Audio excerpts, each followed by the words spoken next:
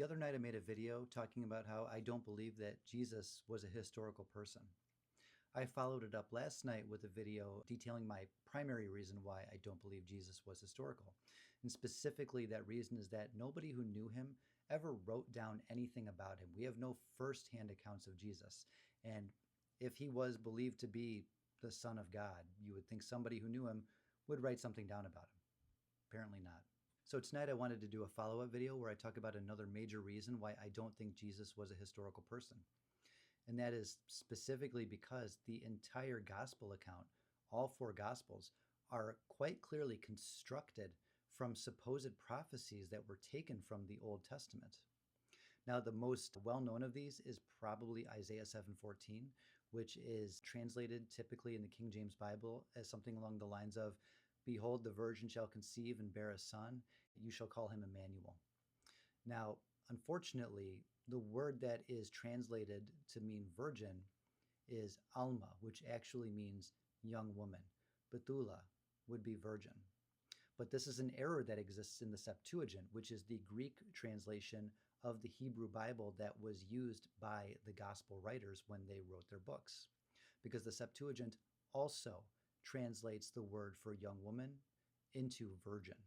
Isaiah chapter 53 is also pretty important because this is the chapter that details the suffering servant who bears the iniquities of the people, who is humiliated and beaten, and he never says anything in his own defense. Now, I don't know what this passage is actually referring to. It appears that many Hebrew Bible scholars believe that this passage is in reference to Israel as a whole, but Christians co-opted it and made it to be about Jesus. This is why at his trial, Jesus says nothing. So this is a plot point that was actually lifted wholesale from a book in the Hebrew Bible. Matthew tells us that Joseph and Mary took Jesus to Egypt to escape the massacre of the innocents, which is where Herod the Great had his soldiers execute any male child under the age of 2 in his province because he heard the Messiah had been born. Now, this exactly mirrors an action that is supposed to have been undertaken by Pharaoh in Exodus when Moses was born. So this not only positions Jesus as the new Moses, this also allows Matthew to say that Jesus fulfilled the prophecy from Hosea, which says, "Out of Egypt I have called my son." Now, Matthew's is the only gospel that mentions this, and you would think something like the wholesale murder of thousands upon thousands of infants for no reason would have been mentioned somewhere else by somebody else, probably in an official capacity, but no, it's just in Matthew. Another extremely important book for the gospel writers was the book of Zechariah, and I'm going to read a passage from an English translation of the Septuagint, which is the version of the Hebrew Bible that they would have had access to. "If thou wilt walk in my ways and take heed to my charges, then shalt thou judge my house. And if thou wilt diligently keep my court, then will I give thee men to walk in the midst of these that stand here. Hear now, Jesus the high priest, thou and thy neighbors that are sitting before thee, for they are diviners. Behold, I bring forth my servant, the branch." Zechariah continues in chapter 6.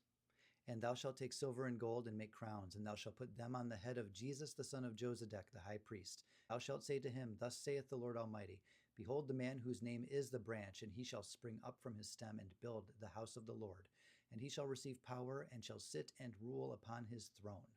Very clearly, this is a huge influence on the gospel writers because the version that they had in their hands would have translated this person's name as Jesus, not as the King James Version does, Joshua.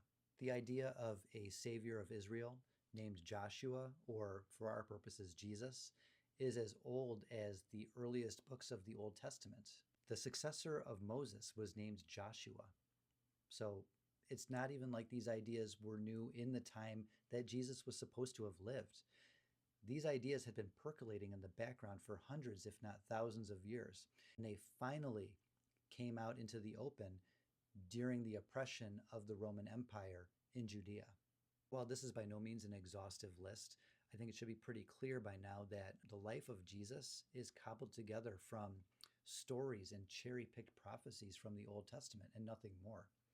Even if there was a man who inspired Jesus' story in the first place, his memory is so buried and papered over under mounds and mounds of clearly fictional mythology that was designed to create a particular narrative, that it's just the same as if he had never existed at all.